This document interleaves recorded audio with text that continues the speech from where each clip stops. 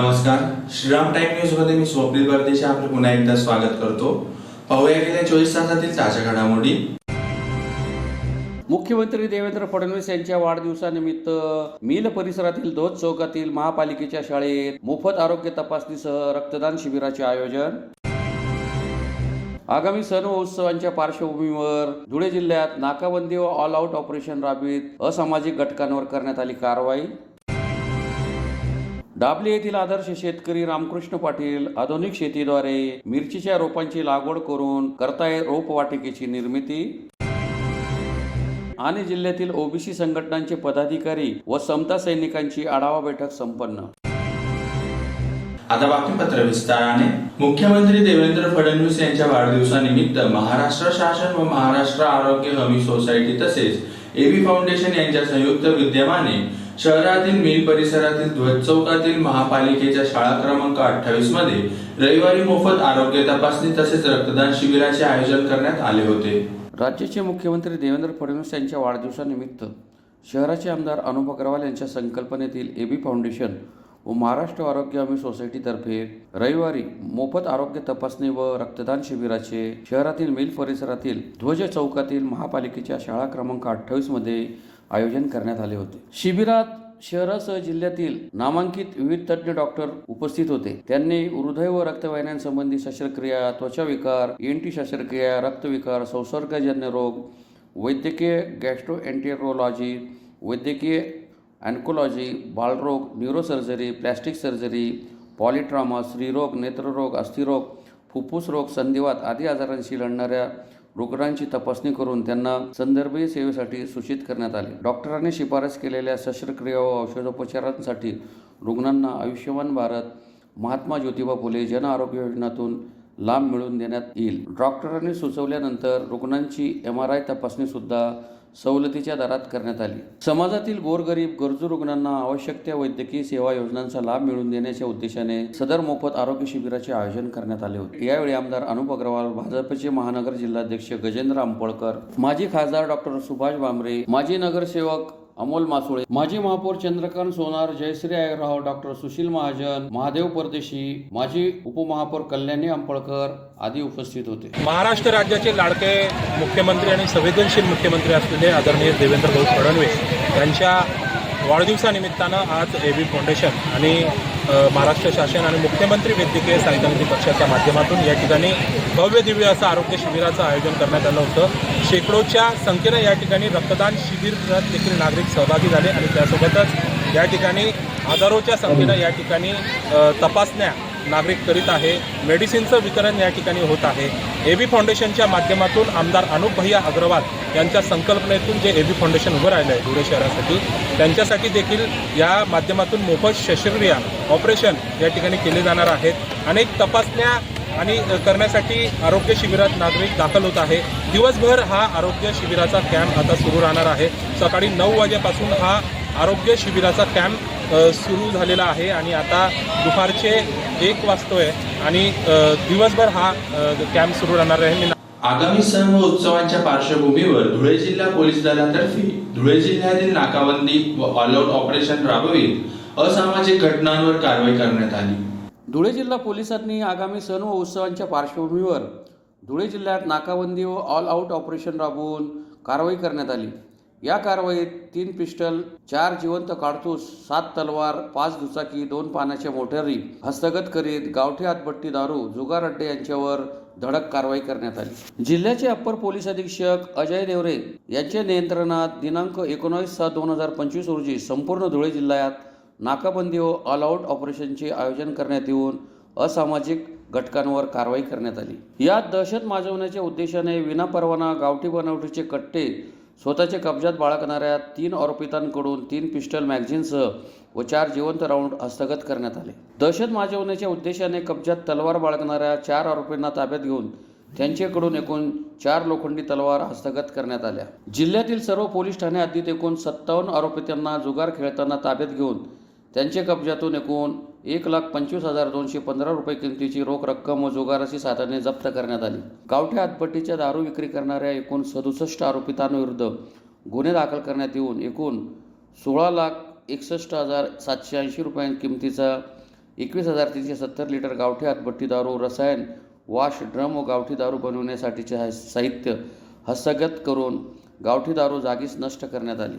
विनापरवाना बेकायदेशीरित्या देशी टँगो पंच, देशी संत्रा, मॅकडॉल, विस्की व रॉयल स्ट्रंग विक्री करणाऱ्या 7 आरोपींच्या कब्जातून एकूण 6,900 किमतीचे 13 लिटर देशी व विदेशी दारूच्या एकूण 93 बाटल्या जप्त करण्यात येऊन त्यांच्याविरुद्ध गुन्हे दाखल करण्यात आले. सार्वजनिक ठिकाणी गांजा सदृश अंमली पदार्थ सेवन करणाऱ्या एकूण 3 जणांवर कारवाई करण्यात आली.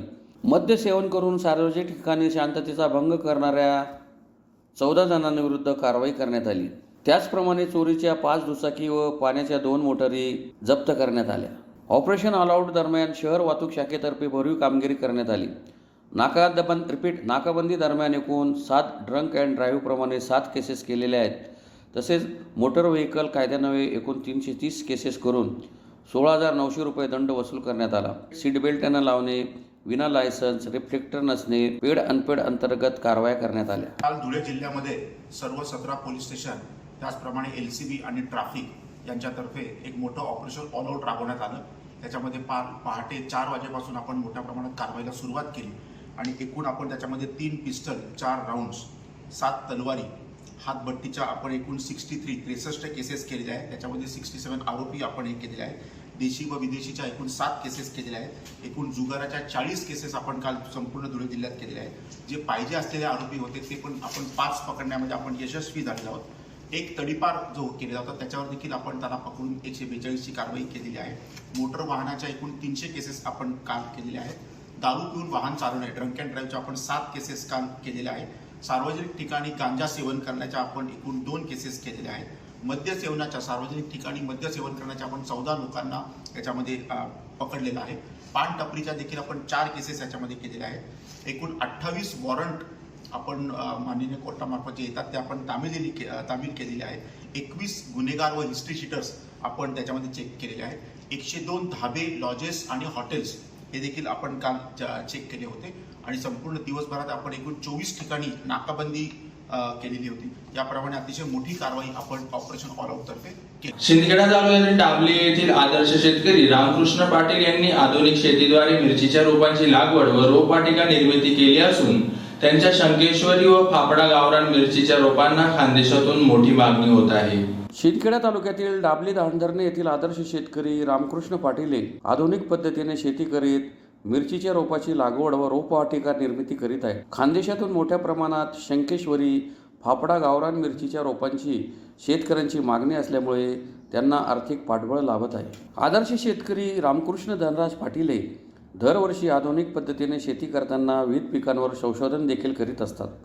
त्यांनी स्वतः कपाशीच्या शेतात मिरचीचे अंतर्गत लागवड करून नवीन प्रयोग शेतकऱ्यांसमोर आदर्श निर्माण केला आहे. त्यातून गेल्या 50 वर्षापूर्वीची वडिलोपार्जित परंपरा आजही आपल्या कौशल्यातून साकार करताना दिसत आहे. त्यात गेल्या 15 वर्षापासून मिरची, शंकेश्वरी व फाफडा गावरान हे वाण स्वतः संशोधनातून लागवड करून विक्री करतात. सदर मिरची रोपांची मागणी नंदुरबार, शहादा, साक्री, धुळे, शिरपूर, जळगाव, नाशिक या संपूर्ण खानदेशासह सुरत, गुजरात राज्यातून मोठ्या प्रमाणात मागणी होते. त्यांचे आजोबा पंडित महादू पाटील, वडील धनराज पंडित पाटील यांची वडिलोपार्जित परंपरा आजही टिकून ठेवली आहे. ते तेवढ्यावरच थांबले नाही तर मिरची उत्पादनातून या वाणापासून तिखट तयार करून त्याची मोठ्या प्रमाणात खानदेशात व्यापाऱ्यांसह सर्वसामान्य लोक घरगुती वापरासाठी विक्रीसाठी दरवर्षी साधारणतः 20 क्विंटलहून अधिक विक्री करतात. अशा आदर्श शेतकरी रामकृष्ण पाटील यांना भेटायला अनेक शेतकरी येऊन त्यांच्याकडून मार्गदर्शन करून घेतात. यावर्षी त्यांनी मोठ्या प्रमाणात मिरचीची रोप लागवड केली असून त्यांची विक्री देखील सुरू झाली आहे. मी जवळजवळ गेल्या 15 वर्षापासून शंकेश्वरी गावरान आणि जळगाव फाफडा गावरान या मिरचीच्या रोपांचे संवर्धन करीत आहे. संवर्धनच नाही तर मी लागवड देखील या क्षेत्रामध्ये करत असतो आणि या जाती मी शेतकरी बांधवांना सांगू इच्छितो की या जाती आपण लावल्या पाहिजे, जेणेकरून आपल्याला एक चांगलं उत्पन्न या जातीपासून मिळत आहे. आणि आपण बघत आहात की मिरचींवर काही रोग येतो, बुरशी येतो, तर या जाती जर आपण लावल्यात तर याच्यावर कुठल्याही प्रकारच्या जास्त रोगाचा प्रादुर्भाव येत नाही. या मिश्र पिकामध्ये या जाती लावल्या गेल्या पाहिजे. मी दरवर्षी कापसामध्ये लावत असतो आंतरपिकामध्ये. त्याच्यामुळं जे वातावरणामध्ये जे बदल असतात हवामानमुळे ज्या मिरचीच्या पिकावर रोग येत असतो तो येत नाही आणि आपल्याला चांगल्या प्रकारे यामध्ये उत्पन्न घेता येत असतो. मी दर वर्षाला 1 एकरभर माझं मिरचीचं रोप मी विक्री करत असतो. शेतकरी इथं येतात, रोप घेऊन जातात आणि माझ्याकडून काही मार्गदर्शन लागलं तर मी त्यांना ते करत असतो. आजही माझ्याकडे बरेच शेतकरी आज आले होते, त्यांनी देखील आज बुकिंग केलेली आहे. आणि या मिरचीच्या पासून मी स्वतः तिखट विकत असतो. एक चांगल्या प्रकारे उत्कृष्ट असं तिखट मी स्वतः घरी तयार करतो आणि माझ्या पूर्ण नंदुरबार, साक्री, शिरपूर, सुरतपर्यंत माझं तिखट हे जात असतं. होम डिलिव्हरी मी करत असतो. तर मी एक संदेश देऊ इच्छितो की शेतकरी बांधवांना आपल्या पिकामध्ये, कापूस पिकामध्ये जर मिरची लागवड केली तर चांगल्या प्रकारे आर्थिक नफा हा आपण साधू शकतो. आणि खरं म्हणजे या धकाधकीच्या जीवनामध्ये या मिरचीला जास्त काही रासायनिक खतं, रासायनिक फवारे लागत नाही. मी या मिरचीला जास्त शेणखताचा वापर करत असतो. जे कुजलेलं शेणखत असतो ते मी प्रामुख्याने याला देत असतो. जास्त कुठलाही रासायनिक फवारा म्हणा किंवा खतं म्हणा याला जास्त लागत नाही. आणि ही म्हणजे परंपरा आहे आमची. 50 वर्षापासून माझे आजी आजोबा लावत होते आणि तीच परंपरा आमच्या आईवडिलांनी राखली. त्याच्यानंतर मी ही परंपरा कायम ठेवलेली आहे की हे दर्जेदार रोप शेतकऱ्यांना कसं मिळेल याचा माझा कलह आहे. मी येणाऱ्या काळामध्ये पूर्ण महाराष्ट्रामध्ये हे पीक संवर्धन करणार आहे. तरी ज्या शेतकऱ्यांना जे लागणार असेल तर त्यांनी माझ्याशी संपर्क करावा. माझा मोबाईल नंबर आहे 95 52 78 12 71. मुक्काम पोस्ट डाबली धांधरे, तालुका शिंदखेडा, जिल्हा धुळे. धुळे शहरातील गुलमोहर शासकीय विश्रामगृह येथे अखिल भारतीय समता परिषदेचे धुळे जिल्ह्यातील ओबीसी संघटनाचे पदाधिकारी व समता सैनिकांची आढावा बैठक माजी खासदार समीर भुजबळ यांच्या अध्यक्षतेखाली संपन्न झाली. अखिल भारतीय समता परिषदेचे धुळे जिल्ह्यातील ओबीसी संघटनांचे पदाधिकारी व समता सैनिकांची आढावा बैठक धुळे शहरातील शासकीय गुलमोहर विश्रामगृह येथे समता परिषदेचे कार्याध्यक्ष तथा माजी खासदार समीर भुजबळ यांच्या अध्यक्षतेखाली संपन्न झाली. यावेळी माजी खासदार समीर भुजबळ यांनी पत्रकारांशी संवाद साधताना समता परिषदेचा नुकताच लागू करण्यात आलेला जनसुरक्षा कायद्याला समर्थन असल्याचे सांगितले. समता परिषदेचे अध्यक्ष तथा मंत्री छगन भुजबळ हे मंत्रिमंडळात आहेत. त्यामुळे जनसुरक्षा कायदा हे बिल ज्यावेळेस मंत्रिमंडळात आले त्यावेळेस ते एकमुखाने पारित झाले. त्यावेळेस सर्वच पक्ष त्यामध्ये होते. त्यामुळे आमची वेगळी भूमिका असण्याचे काही कारण नाही असे म्हणत जनसुरक्षा विधेयकाला आमच्या परिषदेचा पाठिंबा असल्याचे त्यांनी सांगितले. आदरणीय भुजबळ साहेब जे आहे मंत्रिमंडळात आहेत. भुजबळ साहेब मंत्रिमंडळात आहेत आणि हे विधिमंडळात हे जेव्हा बिल आलं होतं ते एकमुखाने पारित झालं होतं. ते एकमुखाने जेव्हा पारित झालं तेव्हा ते सगळेच पक्ष त्याच्यामध्ये होते. त्याच्यामुळे आमची वेगळी काही भूमिका असण्याचं काही कारण नाही.